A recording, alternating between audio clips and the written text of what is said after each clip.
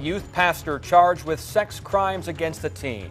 10 on Your Side spoke to the accuser's mother about the assault claims. Those charges included attempted rape and indecent liberties with a child by a custodian. And the family's telling 10 on Your Side the suspect was their friend.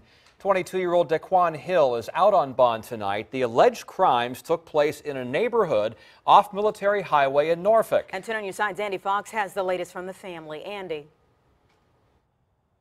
Yeah, tonight the family is not vindictive. Tonight the family is only asking for the suspect to be forgiven. This is 22-year-old Daquan Hill, and police say he sexually assaulted a teenager between the ages of 13 and 17. The victim is Michelle's child, who we are not identifying. My child came to me and let me know that he had been inappropriately touched.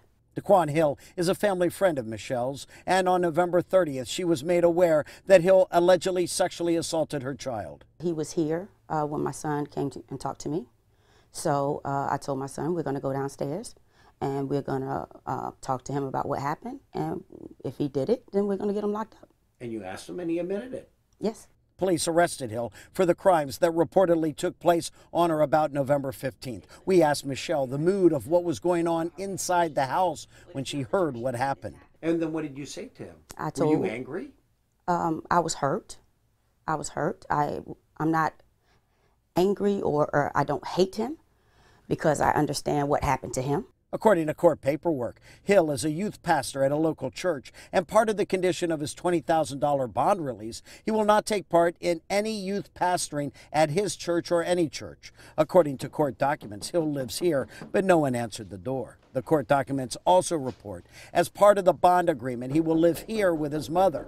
But when we knocked on the door, no one answered. Requests for calls back were not answered. Michelle is asking for people to forgive the man accused of sexually assaulting her child. He did do something wrong, and he has to pay for what he did. However, putting his picture on Facebook and slamming him as a person is not going to help the situation whatsoever. I respectfully ask that everyone who has his picture posted all over Facebook and doing that, I ask that they take it down. Hill's preliminary hearing is set for January 9th. In Norfolk, Andy Fox, 10 on Your Side.